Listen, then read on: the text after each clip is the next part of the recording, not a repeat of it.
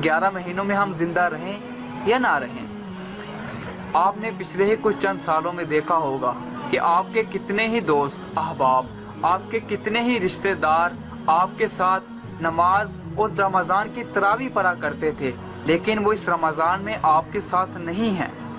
कितने ही दोस्त आपके साथ इफ्तारी किया करते थे, लेकिन आज उनको कोई इफ्तारी पर बुलाने वाला नहीं है, क्योंकि वो अपनी कब्र में तन्हा पड़े हुए हैं। हाँ मेरे भाइयों, अल्लाह ताला ने एक बार फिर हमें इस रमज़ान का महीना दिया है और हमें इस बात का मौका भी दिया है कि हम अल्लाह से अपने गुनाहों की बख्शिश करवा लें। मैं उम्मीद करता हूँ कि आप इस रमज़ान में नमाज, रोज़े और तरावी पढ़ के अपने गुनाहों की बख्शिश करवाएंगे और कुरान मजीद की तिलावत और अपने दिल को दूसरों से साफ करके इस रमज़ान से फ़ायदा उठाएंगे।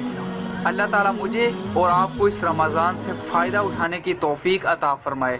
अस्सलामु अलैकुम वरहमतुल्लाह। दीन की बात फैलाना सदक़े जारिया है। सवाब की नीयत से वीडियो को शेयर जरूर कीजिए।